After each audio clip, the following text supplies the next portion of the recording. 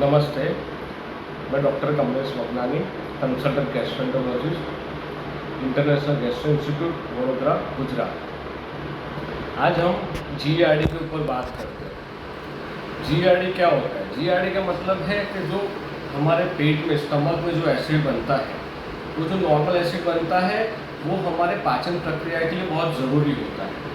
जब वो acid stomach से छोड़ के ऊपर अन्न नली तक आता है या अन्न नली से बियॉन्ड गले तक आता है, उसको बेसिकली जीईआरडी बोलते हैं।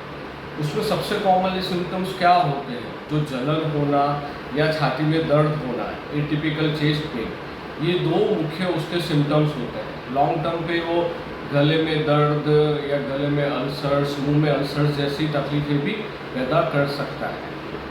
तो वो बेसिकली होता क्यों है? नॉर्मली क्या होता है कि हमारी अन्न नली और स्टमक के बीच में भगवान ने एक वाल दिया है, जो क्या करता है, जो स्टमक में बना हुआ ऐसे ऊपर नहीं आने देता है। बट कुछ कारण सर वो वाल जब वीक होता है तब एसिड को ऊपर आने का मौका मिलता है, जगह मिलती है, तो वो ऊपर आता है। वो वाल क्यों वीक होता है?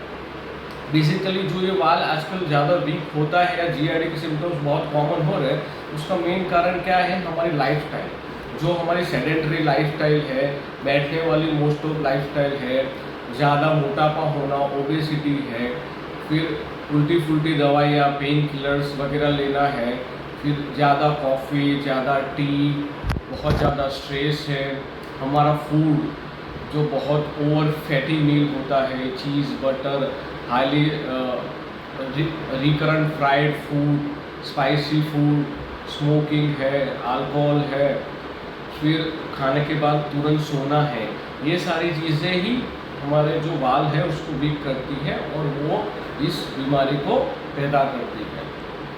तो बेसिक कुछ चीज़ें हम फॉलो करेंगे, जैसे अपनी लाइफस्टाइल सुधारिए।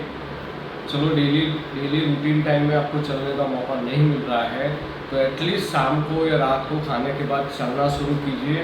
मोटापे पे ध्यान रखिए, स्मोकिंग, अल्कोहल जैसी चीज़ें अवॉइड कीजिए, खाने में highly processed food, fatty food को अवॉइड कीजिए।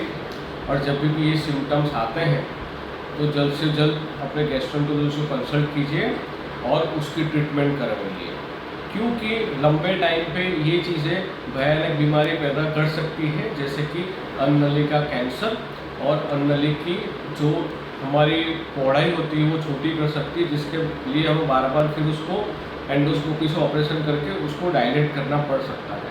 तो सिंपल चीज़ों से हम बड़ी बीमारी को सिंपली अवॉइड कर सकते हैं। Thank you.